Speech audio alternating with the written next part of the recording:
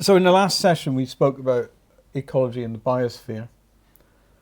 And obviously, we effectively live on planet farm now. It's the biggest biome in the world. And it's very obvious that farmers are part of an ecosystem. They're not, farming isn't something that's done in isolation of nature.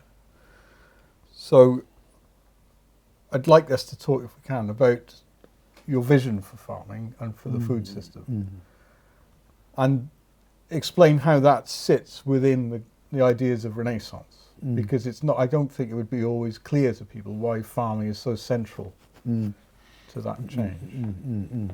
Agriculture is the most important thing that human beings do, but it's possible that this most important thing is the most amenable to people's takeover. I would say agriculture as being right at the heart of the Renaissance. The Renaissance has got to be across the board, taking everything into account, but it's got to start somewhere, and the place to start, I suggest, is agriculture. And given that it's meant to be a people-led Renaissance, that makes it doubly pertinent, because actually agriculture can be people-led. Now, it's obvious that agriculture has such a big influence. I mean, if we do it well, then we can all be well fed. If we're all well fed, that is, I would say, 9 points of the law. Certainly, if you're not well fed, you're never going to be contented or fulfilled or anything of those kind. So it's absolutely fundamental. Also true that if we farm badly, as we are doing, then we could certainly wreck the ecosphere as a whole, the biosphere as a whole, and we are doing that. And also obvious that if we did it well, then we needn't do that, although that's becoming less and less on the agenda. Now, the components of real farming, what does real farming consist of? I would say there are two components which some people put together, and I think you do as well. But I would say, on the one hand, to make enlightened agriculture work, you need what is called agroecology. And on the other hand, you need this thing called food sovereignty. Now, agroecology says we should treat agriculture as an ecosystem. The whole of agriculture is treated as an ecosystem. And as one very good organic farmer says, Bex Hoskins says, a farm should be a closed ecosystem with leaky borders. And that's very, very good. And food sovereignty says, basically, every society should have control of its own food supply. Now, some people, as I say, like to put the two things together, rather say agroecology implies food sovereignty. I think it's better to keep them separate, because I would say the first one is fundamentally a matter of ecology, in other words, of applied science. And the second one is fundamentally a question of morality and a question of politics and economics. And of course the two play off against each other, but I would keep them separate conceptually, because it's easier to think that way. Anyway, whatever way you go, let me just talk about agroecology, because what it consists of. The idea is that you emulate nature. Now, I've come across terrible pedants in this context who say, yes, well, nature does terrible things. I mean, it gives you tsunamis and volcanoes and all sorts of things, and you don't want to emulate that. No, of course you don't. What you want to emulate is those aspects of nature that lead you to produce flourishing biospheres, flourishing ecosystems, which can last millions of years. They evolve, they change, but basically they're always up there, always fighting their corner. And the question is, what qualities of nature enables us to do this? What are the things that it's got that enable that to happen? The first thing I would observe is about natural ecosystems that really work, is that they're low input. Not all ecosystems are low input. And there are some special ones like estuaries, where they pick up all the nutrient that comes down the river, and then you get huge quantities of shellfish at the end and seabirds feeding on them. Or, for example, where you get large herds of ungulates congregating, like gnu or bison or something like that. And when they've gone, you find the soil is very rich because they've been pooing everywhere. And yeah, so you've got a few that are really rich. But on the whole, the fertility of wild soils is really very low, often surprisingly low. And one of the differences between modern agriculture and a wild system is that the farmer is trying, generally speaking, the conventional farmer is trying to raise the fertility, which basically means raising the nitrogen content as high as possible, whereas in a wild ecosystem it would normally be very low. So an agroecological system ought, as far as possible, to have a low nitrogen content and be not very fertile, in fact, and low input. And it doesn't make use of fossil fuels. This is a crucial thing. The only inputs really are the ones that come to it naturally, if it's a wild ecosystem, and the energy from the sun, possibly some terrestrial heat and so on. The second thing about a wild ecosystem is that, generally speaking, it is diverse. And often it's, one might say, maximally diverse. Extraordinary number of creatures in a wild ecosystem. The third thing is that you find, if it's a closed system, you've got total recycling. Everything goes round and round and round and round. And again, that one important point to make is that nobody's putting fossil fuels into it and increasing the general energy level. The fourth thing is that perforce, if you put all those things in, it's going to be an organic system. You're not adding much, etc. It just, you're relying on the biological systems to make it work. All that implies that you're not going to dig it more than you need to. You don't want to disturb the soil, so we're talking about low tillage or minimum tillage. Then there's various specific things you do, like only feed livestock in places where you can't grow crops very easily.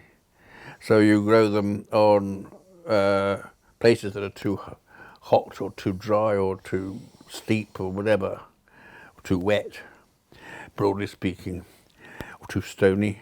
And you use, as far as possible, natural grazing.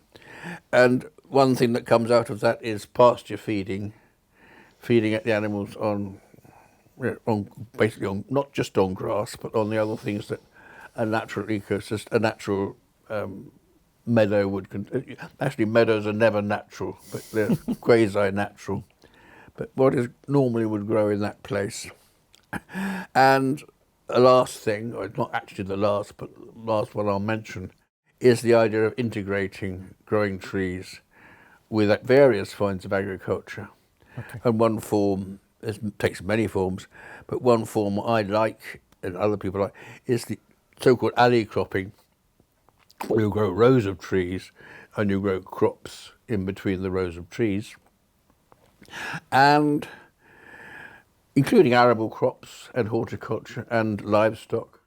But it's long been realised that actually there can be a very fine synergistic relationship, symbiotic relationship between growing trees, in other words forestry, or indeed wild trees, and agriculture.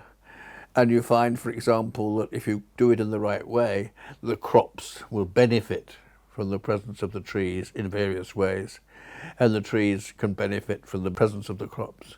There are lots of examples of this from the world over.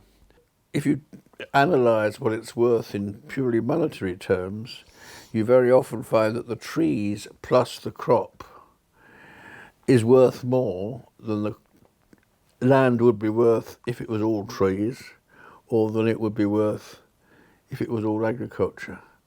So the two things together, the trees and the crops, funnily enough, benefit each other biologically, but also can give you an economic return, which is really quite a bonus.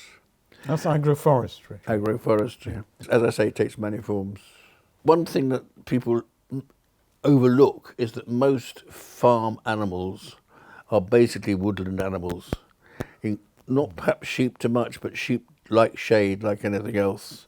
Goats, of course, love eating tree leaves, they're browsers. Cattle are basically forest animals, and poultry obviously are, and pigs obviously are. And all animals, really, all domestic animals, benefit very significantly from shade. And in at Costa Rica, where of course there's more sun than there is here, milk yield of cattle was found to increase 30% if you kept them in woods and shade. Looking at cowboy films, you know, where you've got these big herds of Texan longhorns, etc., out on the plain. They're not dairy animals, but, you know, they're beef animals. But I think it's just cruel. That's not how animals live. And even when you get bison, which look as if they're plains animals, they're descended, the American bison is descended from the European bison, which is a woodland animal. And also, of course, in the good old days, when bison went roaming nice and free, the grass was 4 or 5 feet high, so they were well shaded. And if you go to America now, you see bison, which is quite a lot now, in Montana or Wyoming. They love the forest. You see them in the forests. So the idea of livestock and trees together goes very well. And of course, browse, as opposed to mere grazing, is very good for animals. And they go out, cattle, for example, go out of their way to feed off hedgerows and things like that. It sounds a complex system. It's very complex, and it's intentionally complex. I mean, it's partly complex because, you know, it's emulating an ecosystem, doing lots of different things, therefore it's going to be complex. But it's also deliberately complex because you recognise that complexity is part of what you need for sustained output, really. Sustained being the word. If it has all sorts of consequences, the fact that it's complex means that it must be skills intensive, but lots of skill to make the whole thing work properly. So skills intensive. And what that means is that you need a great many farmers and a great many growers. And I would say in a country like Britain, and I've talked to farmers about this, we possibly need about 8 times as many farmers as we have now. And I would say that's more than 1 million farmers. And I would say we really need, let's say, 1 million more farmers just for starters. It ought to be seen as a kind of prime job that people do. And at the moment, it hardly features. If careers teachers come to talk to schools, career specialists, certainly in the cities, they won't even mention agriculture, but we ought to be thinking about really building that up. And that's a job, not only is it satisfying, in other words, fulfilment, but it's also necessary, which is rather a good thing. And it could genuinely provide careers for millions of people, as opposed to, you know, zero contract rubbish that is now passed off as full employment. These are green jobs, effectively. So if They're you're definitely thinking green jobs. If we're thinking of a greater transition at the societal level, you know, towards decarbonisation, new green economy, those sorts of things. Yeah, and actually, agroecology is a really important part of that. Absolutely. And it's also the case, which follows on from what you've just said, that the kind of agriculture we have now, which one could call industrial agriculture, or you could call, it's called conventional, but it's basically industrial, or given the present economy, you could call it neoliberal industrial agriculture, is the exact opposite of what I've just been saying. Because the whole idea is to maximise wealth, and so long as you've got lots of fossil fuel, then the way to maximise wealth is to replace labour with machinery, so you get minimum labour. Machines on the whole don't like complexity, they like to do one job fast and big, so you simplify the system as much as possible. And things like, basically, I mean, you do things like GM crops, which are very fancy, So it looks as if you're doing clever things, but actually what you're doing conceptually is simplifying the whole system. So it's the very opposite of what we should have, and yet that is what is now seen as progress. And the traditional farming that you find the world over, which is often very efficient, probably could do with a helping hand here and there, not usually technically, but certainly in terms of markets, for example, and access to money, is often what you really need. And that's the kind that has been swept aside over the last few decades to make way for the industrial kind. It also follows, if you've got lots and lots of farmers, and the land's not getting any bigger, that the units ought to be smaller. So actually you're talking about small farms, and we ought to be, small farms, although they could be independent businesses if they want to be, they need to be joined together in cooperatives to make them really work economically and logistically and so on, linked to small markets, all very amenable to people's takeover. I mean, these things, you could have community-owned farms, you could certainly have community-owned markets. So it's possible. One other little thing I'd say is actually quite a big thing, is that our attitude, society's attitude to farmers ought to change. It has to change. It's still seen as a kind of artisanal pursuit, not quite respectable, not quite middle class. Farmers don't usually wear, well, nobody wears ties these days, but you know what I do. It's not, in farming, the tie is what you use to hold your trousers up. I'm not, I'm exaggerating, but you know what I mean. Yes. Yeah. But it's you get your hands dirty, etc., etc. But Adam Smith, no less, who is sort of lauded as the father of neoliberalism, although that's a terrible slander, he said, look, the point about farmers is that they are the people that really have to know how the world works. They have a greater variety of skills and they have to think about more things than anybody else. So he would rank them very, very highly in the sort of general hierarchy of things. And that's what we should do, no question. You should be ranked at least, well, not at least, but let us say on a rank with doctors who are very highly rated on the whole, or teachers who are very highly rated on the whole. Well, not well treated, but highly rated. And but they're not.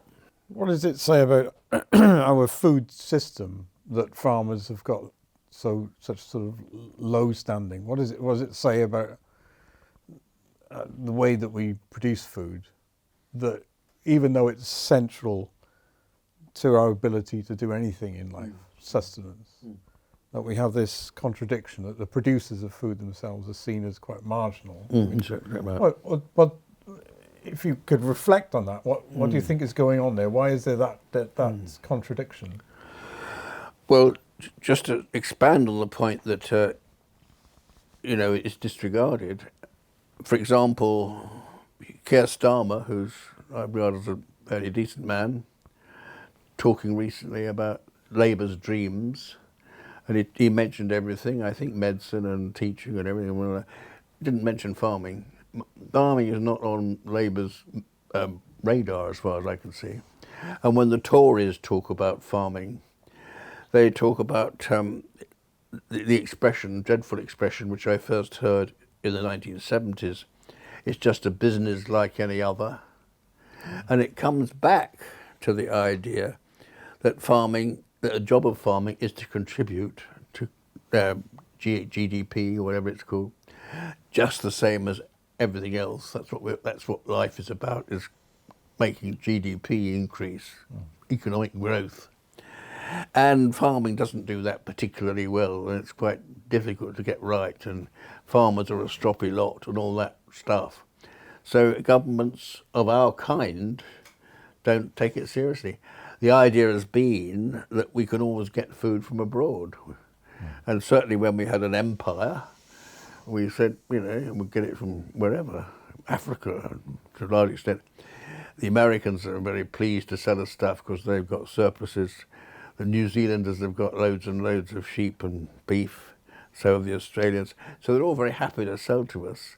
And so long as we had lots of money, why should we waste time trying to produce it at home under much more difficult conditions with all those stroppy farmers? And indeed, I'm told on good authority by a senior civil servant that under Blair, let alone the Tories, but under Blair, there were serious discussions about whether we needed agriculture at all in this country. And the logic was, we'd got rid of coal, we'd dumped that on the Poles and the Chinese. Why can't we do the same with agriculture?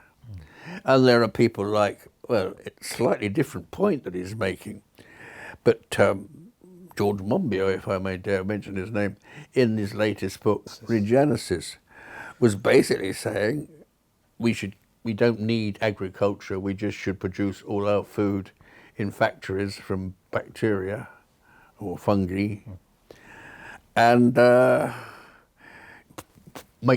rewild the rest, just put it back to some version of nature. Well, frankly, I find that repellent. I also find it absurd, actually. And of course, people were going, it's very oil dependent and it's very hostile socially and et cetera, et cetera, et cetera. But that's the kind of thinking, even coming from two different ends, because we wouldn't write off George Monbiot as a sort of nasty old neoliberal, but they both arrive at the same kind of conclusion that British agriculture is not necessary at all. It seems to me that one of the things that they neglect, right, in both those positions, is the cultural impact of agriculture. So the part of the world that I'm from, Wales, there's very strong links between agriculture and the rural communities that it supports, and the Welsh language in both of its strongholds in the north and in the west. So there you have a more, if you like, kind of nuanced debate even about the role of the farmer. That there is a recognition that farming has a cultural function. It isn't just producing food, even though that's its objective duty. But it's also got lots of other layers of elements, and that ranges from everything from biodiversity to culture to everything else. So is agroecology picking that up, strengthening it, and then taking it forward? It certainly seems to be in my mind. I think you could say that agroecology is seen as purely as a ecological pursuit. Nevertheless, it's picking up on that. It's the practical arm of what you're saying. If you really want to take the agriculture seriously as a cultural input, then this is the way it should be done, treating it as an ecosystem and carrying it on there. Lovely serendipity that it all fits together like so nicely. I mean, we see it most sharply, I think, in the global south. So agroecology and its links and its promotion by La Via Campesina and others, is not just a means of producing food. It's a way of life. Exactly. It's a way of livelihood. It's got very strong cultural elements and also strong social justice and food justice elements as well. So it's, as much as you separated agroecology out from food sovereignty at the beginning in order to sort of understand those things, you get the idea, certainly from the global south, where perhaps the debate is sharper, that there's less division around those things. That actually, well, you've got to put them together again. Yeah. Colin, you also mentioned the idea of a new food culture. I wonder if you want to expand on that for us. Well, let me start with a comment by Professor Tim Spector, who's at one of the London University's places, and he's a nutritionist who I respect a great deal because I think he gets it all right, basically. And he pointed out in his latest book that there are something like 30,000, I think, qualitatively different recommendations for what human beings should eat. How many? He said 30,000, wow. Unless I've misunderstood the figure. But it's a huge number of qualitatively different recommendations. And all things like you eat grapefruits exclusively down to don't eat any meat or eat nothing but meat and don't eat meat together with carbohydrates, but all that stuff. And these have been around, these sort of formulae forever. When I was first looking at agriculture seriously in the 60s and 70s, the vogue was avoid fat, avoid cholesterol, which is a form of fat in particular. And, you can eat meat, but you have to cut all the fat off. If you eat eggs, get rid of the yolk. I mean, an egg without yolk is not terribly interesting. So it was basically very kind of austere, etc., etc. What strikes me is that if you ask the question, put together, ask, first of all, which of the modern recommendations about food actually make sense, and what are the sort of, the main ones? Well, one thing that's happened over the last 60 years, I've been following it for a long time. Well, in 60 years, I was at school, but I was following it. One thing, the whole attitude to protein has changed.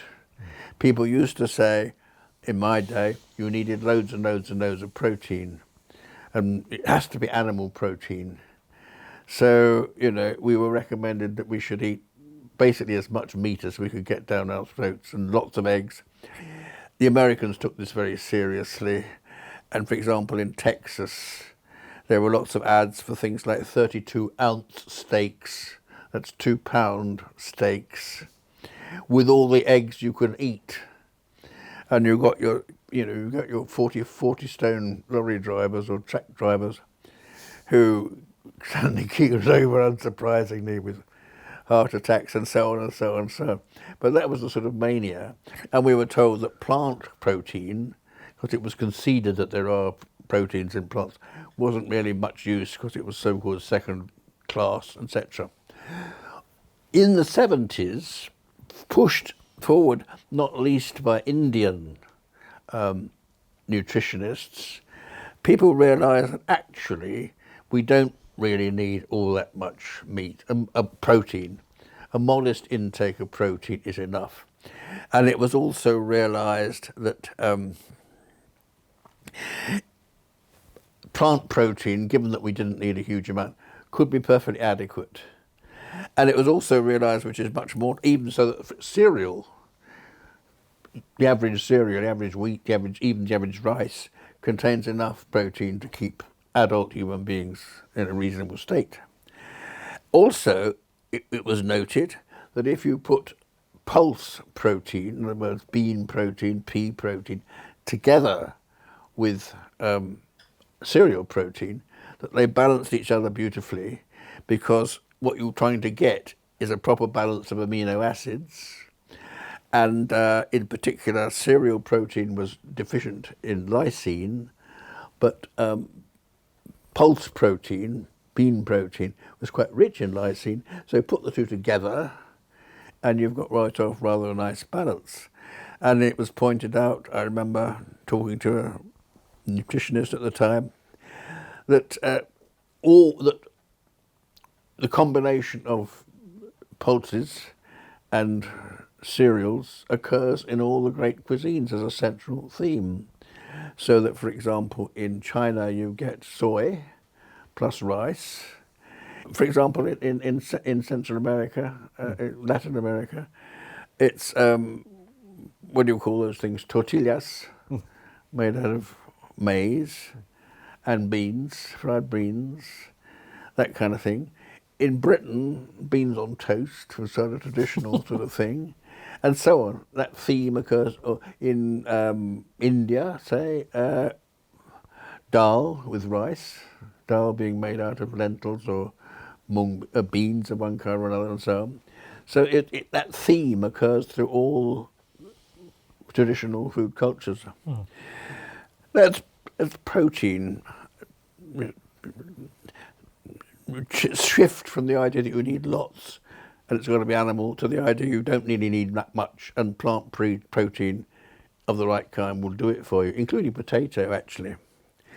The next thing that happened was people started realizing the full value of dietary fibre. It's actually very active chemically. It absorbs certain things in the food, and it transports them, or they are transported from there into the gut itself, in through the colon into the body. That becomes a big physiological player. So fibre suddenly became important. Suddenly then people began to say, well, actually, we don't really need this low carbohydrate diet that people have been talking about. We need a high carbohydrate diet with lots of fibre, but it has to be a high unrefined carbohydrate diet, straight out of the plant. And then people began to realise that you needed lots and lots of, well, basically not just minerals and vitamins, which you knew about, ordinary micronutrients, but other sort of fancy things that you could hardly even analyse at all, like plant sterols, which apparently have some effect lowering blood cholesterol and so on. But there are probably thousands, literally thousands, of these sort of strange esoteric things that you can hardly analyse. So people like me actually, began to say what you really need is a huge variety, maximum variety of food in order to ensure that you get these, what I call cryptonutrients. And if you put the whole thing together, the nutritional theory tells you that what you need is plenty of plants, which provide the fibre and the energy and all the protein you really need. Not much meat, but if you can grow, if a bit of meat actually is good to sort of reinforce the protein, and also contains micronutrients of one kind or another, like zinc and calcium, which are quite difficult to get from plants. And you need maximum variety. So that became, in my book, the sort of central dogma, for want of a better word, of modern nutritional theory. Plenty of plants, not much meat, and maximum variety. Now, if you look at the recommendations or what emerges from agroecology, you find, yes, of course you're producing plenty of plants because you focus, first of all, on arable and horticulture. You're not producing many animals because you only put them where the crops won't grow. And you are producing maximum variety because you've got a maximally diverse system.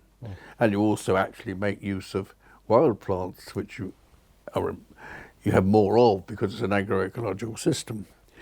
So what one first notices is that there is a perfect one-to-one correspondence between the recommendations of modern nutritionists and the products of agroecology. That's rather nice. The third thing one notices is that if you look at all the world's greatest cuisines and just ask what is the basic structure of those cuisines, they all are rich in plants. They're all basically cereals, pulses, lots and lots of vegetables, etc. They all use meat modestly. It's either, in Italian cooking, it's either, or Indian cooking, it's either a garnish, small quantities but very nicely flavoured, or stock. And I always like to say, if you give an Italian cook a good stock, that's game over because something amazing will emerge from it. But occasionally you have a meaty feast, like if your daughter gets engaged or something. But it's a feasty thing, or Sunday joint, I suppose. So meat is always eaten sparingly. So what one concludes is that the basic cuisine, the world's greatest cuisines, all lots of plants, not much meat, maximum variety. They're all perfectly in line with what agroecology produces. They're all perfectly in line with what modern nutritional theory is demanding. Perfect one-to-one correspondence across the board. So forget all this sort of fancy diets and stuff. Just pursue the traditional cuisine of your area, and it'll work out. It'll be fine. So it's interesting to me then, listening to that and reflecting on it, and other discussions that go on out there in the movements. You talk about a new food culture. Is that a problem of the West in effect? Because everything you've said, plenty of plants, not much meat, maximum variety, and that dovetailing with agroecology, suggests it's more a case of rediscovery in the West of the basic means by which we can produce food that is biodiverse, nutrient rich, and linked to livelihoods. So exactly. If you could think of a better way of saying it, I agree with you. I shouldn't have said a new food culture. Well, no, it's a return to one's roots, which one's largely forgotten. I think if there's anything new to add to it, it's that the greater crisis that we're in, so the planetary one, the climate crisis and everything else, means that if what we want is a resilient food system, you know, as well as the rediscovery of the basic truths behind the food system, all of these things that we've been talking about, then actually it's a forward-facing thing. The agroecology is not just, you know, an objective defence of peasant mode of production or the way that food is produced by the small farmer, but because of its benefits for biodiversity, because of its decarbonised reality, I suppose. Actually, it's a forward-facing and very optimistic movement. Absolutely that could shape the Anthropocene in really good ways instead of the horrible kind of version we've got at the moment. And I think that's a really exciting prospect. You know, I agree with you. So it's rediscovering, being humble enough to know that everybody else already had the answers in many ways, and then bringing all of the science and the traditions together to face that forward journey. I should have said that, but I'll let you say it. Well, we say it together.